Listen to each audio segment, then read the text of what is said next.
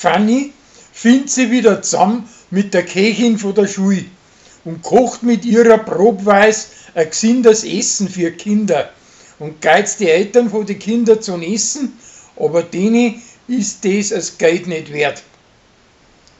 Kathi und seine Spätzchen schließen Fußballwetten an und alle lästern drüber, dass sie als eine Weih nichts davon versteht. Aber ums Arschlecken hat sie fast 11.000 Euro gewonnen und kriegt eine VIP-Karten geschenkt, wo es um 700 Euro verkauft. Der Christian schwanzt die Schule fürs Kasen und Schnapsbrenner. Und wegen dem ruckt er mit seinen Vater zusammen und kommt die ganze Nacht nicht mehr heim. Außerdem möchte er ihm auch noch ein Watschen anbellen. Und seine eingeschmissene Fensterscheibe fliegt auch auf.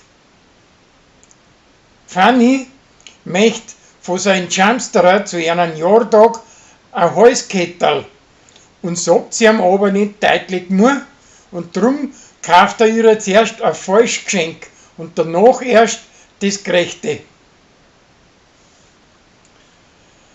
Kathi redet den Pfarrer ein, dass er einen Hummel und einen Bärle einen Wellness-Gutschein schenkt, weil es weiß, dass das Bärle da keinen Wert nicht drauflegt und wegen dem sie statt seiner mitfahren kann.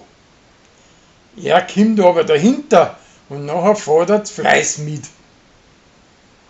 Als Zwiebel und sein Jamsterer halten einen Baumeister für Bi und glaubt, er macht Avanzen.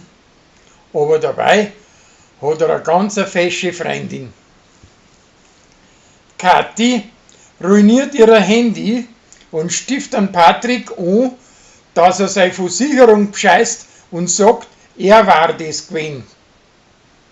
Der Pschiss fliegt aber halbert auf und er kriegt kalte Füße und nimmt die Meldung wieder zurück. Und alle zwei kommen sie nicht extra gut für. Der Gerstl schenkt dem Pfarrer ein Billett für die Franken Fasching. Aber der Flori steckt ihm, dass der auf so etwas gar nicht scharf ist. Und darum schenkt er es danach am Thunschei. Darauf stellt sich aber raus, dass der Pfarrer inzwischen voll heiß drauf ist. Und der Thunschei verzichtet jetzt wieder drauf. Der Hubert sieht sich leid, dass er im Geschäft nichts mehr zu sagen hat und mischt sich in den Handel ein. Aber da ruckt er mit den anderen zusammen.